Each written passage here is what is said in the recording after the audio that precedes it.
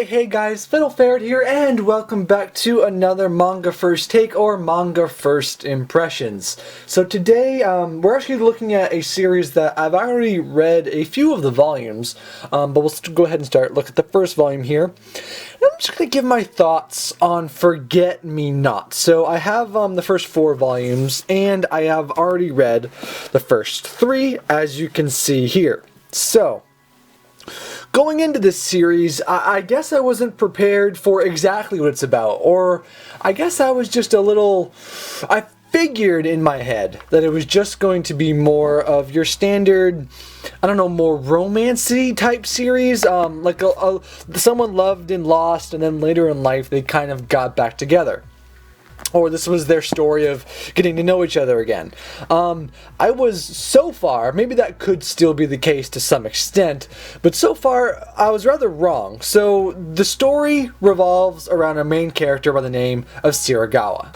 So at the beginning of our story here, Siragawa is he's a younger kid. He's probably more in like grade school, or probably that 8th grade or so, 7th, 8th grade. And it's pretty much just standard stuff. He's trying to get in with this clique of boys that probably aren't the best boys in the world. Starts talking to this girl as a bet, and then kind of starts maybe falling for her a little bit, and then has fantasies about her, because that's what kids that age do when they start to get older. But it goes south really quickly, because he ends up having a fight with his group because of the girl, and ends up getting into a fight, and it goes really wrong because he ends up forcing himself kind of on the girl, because he's just, I don't know, our character has a tendency to snap, it seems like. At least he does here. I believe he kisses her, and it really, obviously, she's a really, really shy girl, and he kind of forces himself on her, and it's really too bad. And then from there, we kind of jump to an older version of our main character.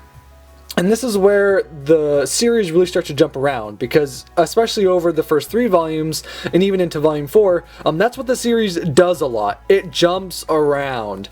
So basically, we but our main character, he's older, he works. We haven't seen much of this version of him. We only see him for a very short while. He gets in an accident on his bike and is saved by a mysterious girl who calls the ambulance for him. He wasn't really in all that much danger, but this person calls him on the phone, and he can recognize the voice but can't recognize the face. It's a girl he used to know, and presumably a girl he used to love.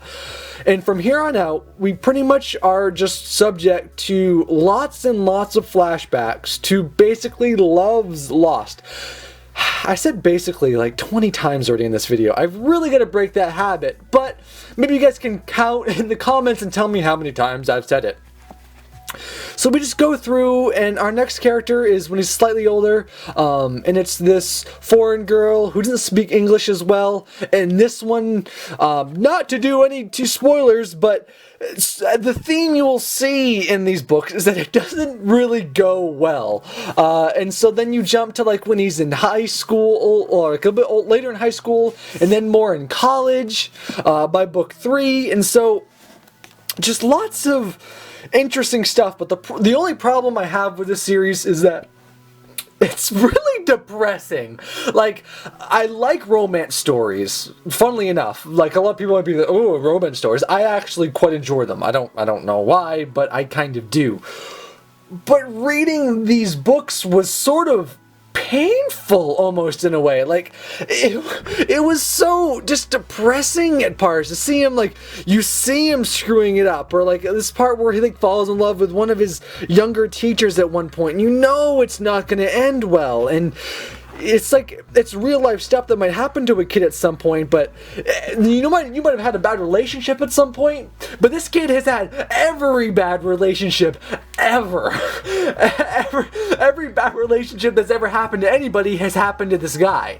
And so you're kind of subject to, time after time of this super depressing kind of story. And so there are silver linings, because our character does start to learn some stuff, and he does start to have some kind of life lessons here and there.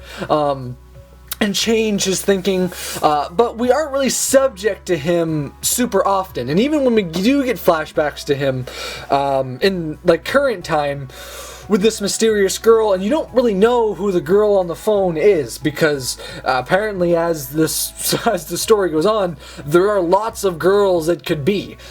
So anyway, I'm tentative on this series because I really want to like it. I like the art style, and I kind of like, the problem is it makes you really enjoy a lot of the girl characters because you feel their pain.